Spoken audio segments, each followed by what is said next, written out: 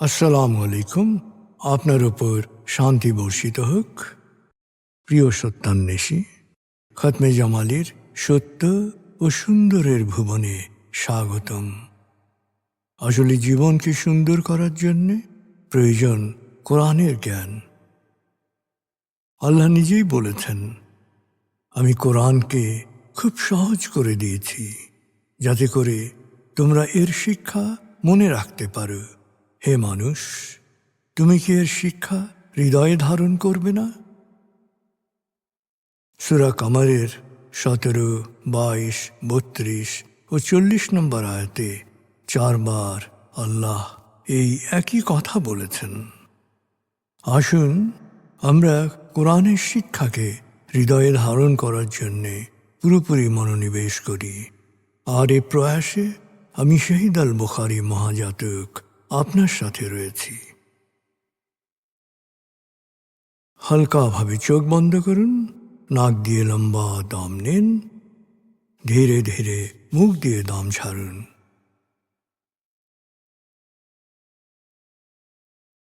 দম নেবেন পেটে, ছাড়বেন মুখ দিয়ে। দম নেওয়ার চেয়ে দম ছাড়তে সময় একটু বেশি নিন। এভাবে কয়েকবার দম নিন ও দম ছাড়ুন।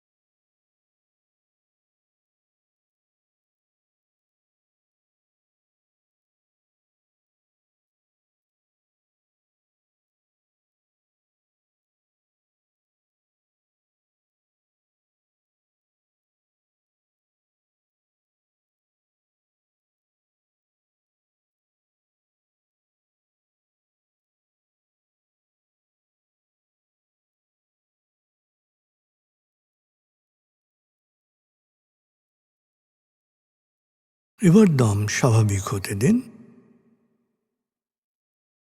এবার নাক দিয়ে ধীরে ধীরে দম নিন, নাক দিয়ে ধীরে ধীরে দম ছাড়ুন।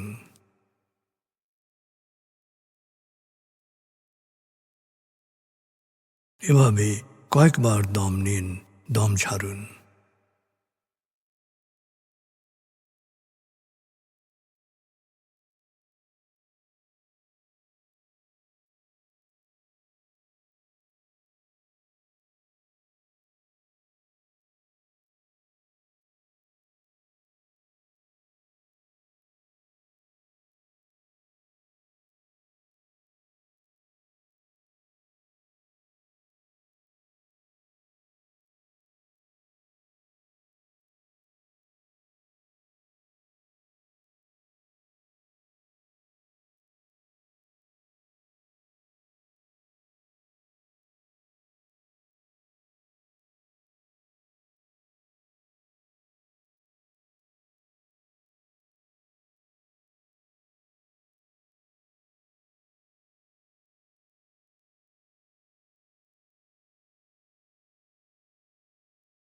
এখন দম স্বাভাবিক হতে দিন। আপনি শুধু দম খেয়াল করুন।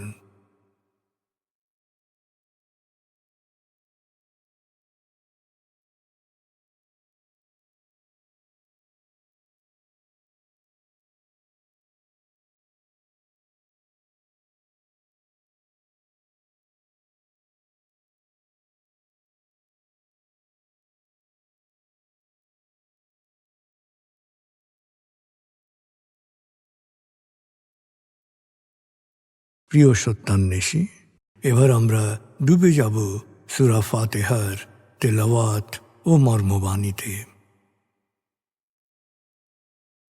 1, সূরা ফাতিহা।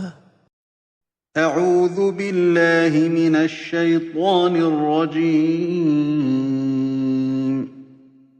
بسم الله الرحمن الرحيم. الحمد لله رب العالمين.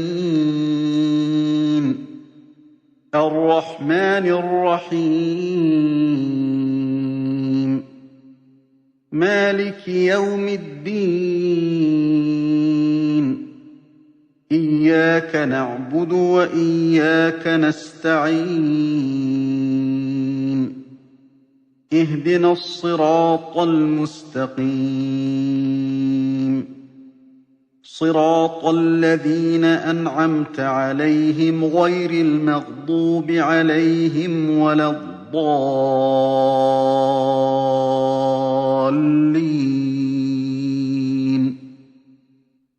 দয়াময় মেহেরবান আল্লাহর নামে সকল প্রশংসা মহাবিশ্বের প্রতিপালক হে আল্লাহ তোমারই জন্যে। তুমি দয়াময় মেহেরবান কর্মফল দিবসের মালিক। আমরা শুধু তোমারই ইবাদত করি, শুধু তোমারই সাহায্য চাই। প্রভু হে, সাফল্যের সরল পথে তোমার প্রিয়জনদের পথে আমাদের পরিচালিত করো। প্রভু হে, বিভ্রান্ত অভিশপ্তদের অন্ধকার পথ থেকে তুমি আমাদের রক্ষা করো।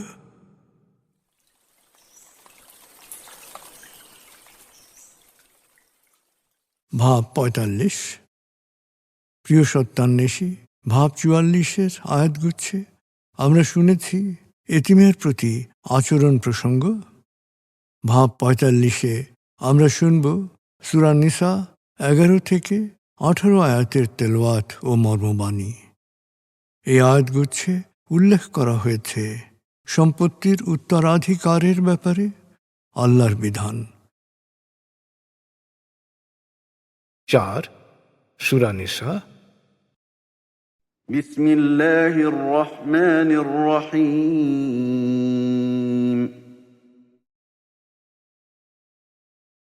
يوصيكم الله في أولادكم للذكر مثل حظ الأنثيين فإن كن نساء فوق 2 فلهن ثلثا ما ترك وإن كانت واحدة فلها النصف ولأبويه لكل واحد منهما السدس مما ترك إن كان له ولد فإن لم يكن له ولد وورثه أبواه فلأمه الثلث فإن كان له إخوة فلأمه السدس من بعد وصية يوصي بها أو دين آباؤكم وأبناؤكم لا تدرون أيهم أقرب لكم نفعا فريضة من الله إن الله كان عليما حكيما ولكم نصف ما ترك أزواجكم إن لم يكن لهن ولد فإن كان لهن ولد فلكم الربع مما تركن من بعد وصية يوصين بها أو دين ولهن الربع مما تركتم إن لم يكن لكم ولد فإن كان لكم ولد فلهن الثمن مما تركتم من بعد وصية توصون بها أو دين وإن كان رجل يورث كلالة أو امرأة وله أخ أو أخت فلكل واحد منهما السدس فإن كانوا أكثر من ذلك فهم شركاء في الثلث من بعد وصية يوصى بها أو دين غير مضار وصية من الله والله عليم حليم. تلك حدود الله ومن يطع الله ورسوله يدخله جنات تجري من تحتها الأنهار خالدين فيها وذلك الفوز العظيم. ومن يعص الله ورسوله ويتعد حدوده يدخله نارا خالدا فيها وله عذاب مهين. واللاتي يأتين الفاحشة من نسائكم فاستشهدوا عليهن 4 منكم فإن شهدوا فأمسكوهن في البيوت حتى يتوفاهن الموت أو يجعل الله لهن سبيلا. واللذان يأتيانها منكم فآذوهما فإن تابا وأصلحا فأعرضوا عنهما إن الله كان توابا رحيما. إنما التوبة على الله للذين يعملون السوء بجهالة ثم يتوبون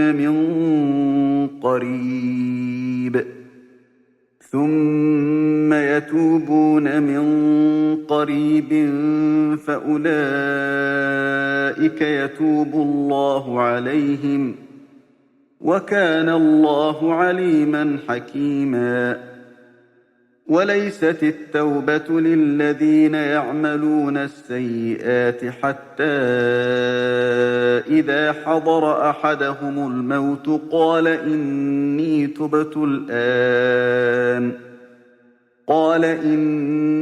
تبت الآن ولا الذين يموتون وهم كفار أولئك أعتدنا لهم عذابا أليما. দয়াময় মেহেরবান আল্লাহর নামে। আল্লাহ তোমাদের সন্তানদের সম্পত্তির উত্তরাধিকার প্রাপ্তি সম্পর্কে বিধান দিচ্ছেন। এক ছেলে পাবে 2 মেয়ের অংশের সমান। শুধু মেয়ে 2-এর বেশি রেখে গেলে তারা পাবে রেখে যাওয়া সম্পত্তির 2/3 আর যদি এক মেয়ে থাকে তবে সে পাবে অর্ধেক। তার সন্তান থাকলে তার পিতামাতা প্রত্যেকেই সম্পদের 1/6। সে নিঃসন্তান হলে যদি শুধু পিতামাতা তার উত্তরাধিকারী হয় তবে মা পাবে 1/3। কিন্তু যদি তার ভাইয়েরা থাকে তবে তার মা পাবে 1/6। অবশ্য এসবই হবে মৃত ব্যক্তির ওসিয়তের দাবি পূরণ ও ঋণ পরিশোধের পর। তোমাদের পিতামাতা ও সন্তানদের মধ্যে উপকারের দিক থেকে কে তোমাদের বেশি আপন তা তোমরা জানো না। এই হচ্ছে আল্লাহর বিধান। আল্লাহ সর্বজ্ঞ প্রজ্ঞাময়। তোমাদের স্ত্রীদের রেখে যাওয়া সম্পত্তির অর্ধেক তোমাদের জন্যে যদি তারা নিঃসন্তান হয়। তাদের সন্তান থাকলে রেখে যাওয়া সম্পত্তির 1/4 তোমরা পাবে ওসিয়ত পালন ও ঋণ পরিশোধের পর। তোমাদের সন্তান না থাকলে স্ত্রীরা পাবে রেখে যাওয়া সম্পত্তির 1/4। যদি একটি সন্তান থাকে তবে রেখে যাওয়া সম্পত্তির 1/8 স্ত্রীরা পাবে। তোমাদের ওসিয়ত পালন ও ও ঋণ পরিশোধের পর। আর যদি কোনো পুরুষ বা মহিলা নিঃসন্তান হয় এবং মা বাবাও মারা গিয়ে থাকে, কিন্তু এক ভাই বা বোন জীবিত থাকে, তবে তারা প্রত্যেকে পাবে 1/6। আর যদি তারা সংখ্যায় বেশি হয়, তবে তারা 1/3 পাবে। তবে সবটাই হবে ওসিয়ত পালন ও ঋণ পরিশোধের পর, কারো অধিকারকে ক্ষতিগ্রস্ত না করে। এই হচ্ছে আল্লাহর বিধান। আল্লাহ সর্বজ্ঞ, পরম সহনশীল। উত্তরাধিকারের ব্যাপারে এ হচ্ছে আল্লাহর নির্ধারিত বিধান। আর যে ব্যক্তি আল্লাহ ও তার রসুলের আনুগত্য করবে, আল্লাহ তাকে জান্নাতে দাখিল করবেন, যার পাদদেশে থাকবে প্রবহমান ঝর্ণাধারা। সেখানে তারা থাকবে চিরকাল। প্রকৃতপক্ষে এটাই আসল সাফল্য। অপরদিকে যে ব্যক্তি আল্লাহ ও তার রসুলের অবাধ্য হবে এবং তার বিধান লঙ্ঘন করবে, তিনি তাকে অগ্নিকুণ্ডে নিক্ষেপ করবেন। সেখানে সে জ্বলবে চিরকাল। তার জন্য অপেক্ষা করছে অপমানকর শাস্তি।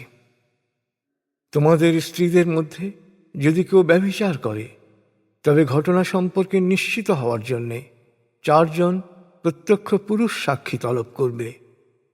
যদি তারা সাক্ষ্য দেয়, তবে অপরাধীদের ঘরে আটকে রাখবে, যে পর্যন্ত না তাদের মৃত্যু হয় বা অনুশোচনার প্রেক্ষিতে আল্লাহ তাদের জন্য অন্য কোনো ব্যবস্থা করেন। যৌন অপরাধে অপরাধী উভয়কেই শাস্তি দাও, কিন্তু যদি তারা উভয়ই তওবা করে এবং নিজেদের সংশোধন করে নেয়, তবে তাদের ছেড়ে দাও। মনে রেখো, আল্লাহ তওবা কবুলকারী, পরম দয়ালু। যারা ভুলবশত পাপ করে এবং অবিলম্বে তওবা করে, আল্লাহ তাদের তওবা কবুল করেন। আল্লাহ তাদের অনুগৃহীত করেন। আল্লাহ সর্বজ্ঞ, প্রজ্ঞাময়। সারা জীবন অন্যায় করে মৃত্যুশয্যায় এসে যারা বলে আমি তওবা করলাম, তাদের তওবা কোনো কাজে আসবে না। আর সত্য অস্বীকারী হিসেবেই যারা মৃত্যুবরণ করে, তাদের জন্য তওবা নয়। তাদের জন্যে আমি নিদারুণ শাস্তির ব্যবস্থা করে রেখেছি।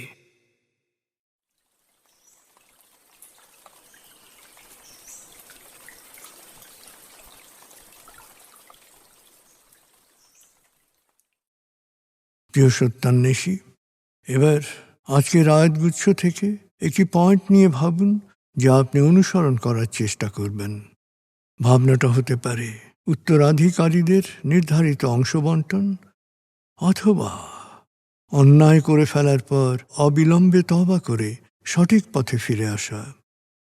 এক্ষেত্রে আপনার অবস্থান অবলোকন করুন।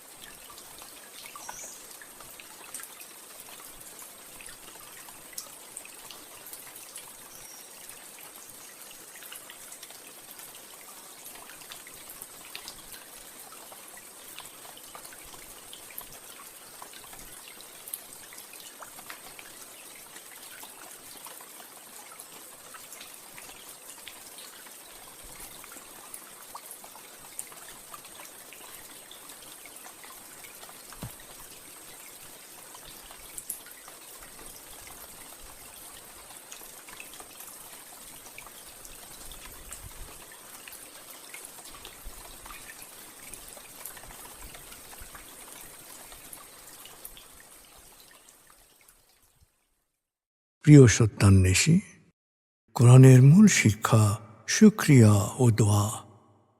প্রভু আপনাকে যা দিয়েছেন সেই জন্যে বারবার কৃতজ্ঞতা প্রকাশ করুন, তাকে হৃদয়ের গভীরে স্মরণ করুন।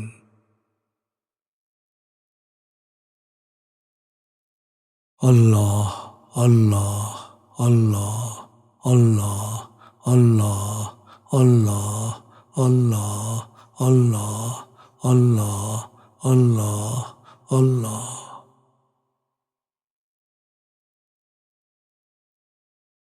আস্তাগফিরুল্লাহ আস্তাগফিরুল্লাহ আস্তাগফিরুল্লাহ আস্তাগফিরুল্লাহ আস্তাগফিরুল্লাহ আস্তাগফিরুল্লাহ আস্তাগফিরুল্লাহ আস্তাগফিরুল্লাহ আস্তাগফিরুল্লাহ আস্তাগফিরুল্লাহ আস্তাগফিরুল্লাহ।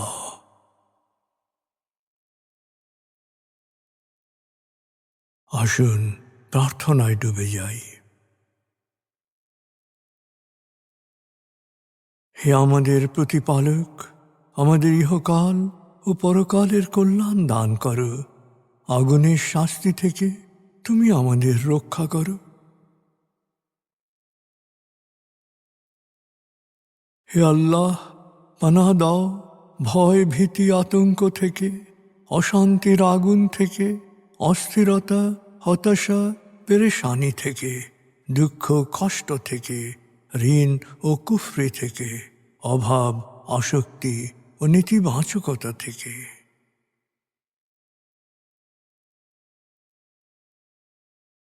হে আমাদের প্রতিপালক, আমাদের বেহিসাব রিজিক দান করো।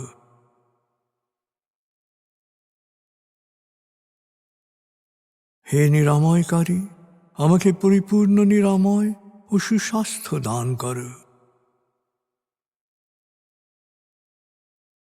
প্রভু হে, আমার মা বাবা অভিভাবক শৈশবে যে মমতায় আমায় লালন করেছেন, তুমিও তাদের উপর সেরূপ করুণা বর্ষণ করো।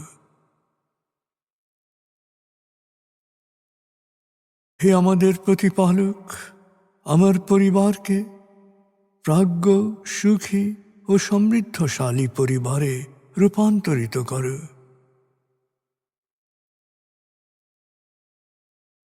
হে করুণাময়, আমাদের কোয়ান্টাম ফাউন্ডেশনকে, আমাদের সংঘকে তুমি কবুল করো। সংঘের প্রতিটি কাজে প্রবৃদ্ধি দান করো।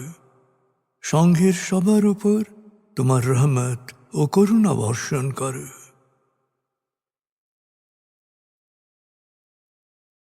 প্রভু হে, আমাদের দেশকে তুমি ভালো মানুষের স্বর্গভূমিতে রূপান্তরিত করো। হে করুণাময়, পৃথিবীর সকল শোষিত বঞ্চিত মানুষকে জালেমের জুলুম থেকে, শোষকের শোষণ থেকে মুক্তি দাও।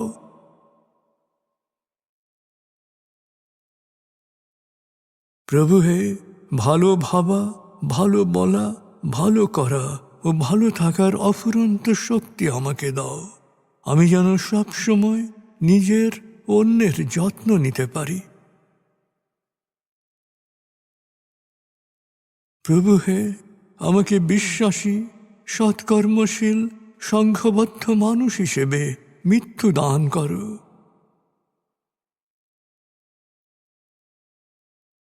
অনুভব করুন, আল্লাহ আপনার অন্তরেই আপনার কথা শুনছেন।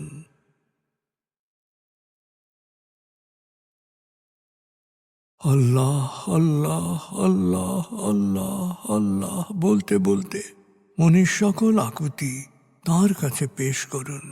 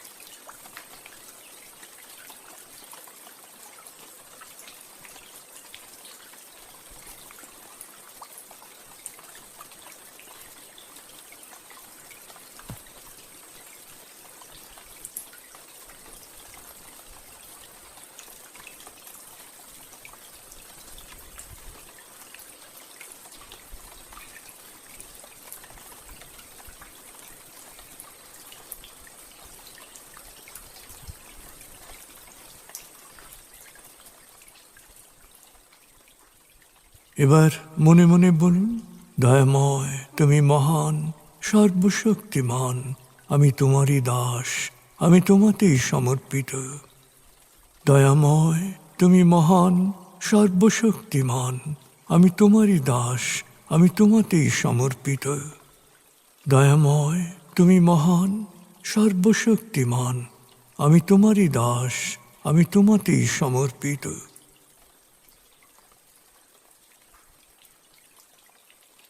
অনুভব করুন আল্লাহ আপনার প্রার্থনা কবুল করেছেন।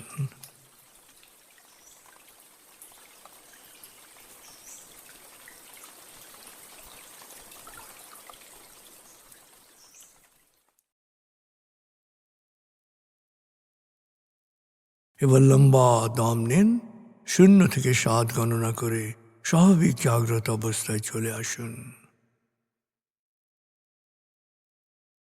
আপনার জীবন সুন্দর হোক, সফল হোক। খুদা হাফিজ। আসসালামু আলাইকুম। আপনার উপর শান্তি বর্ষিত হোক।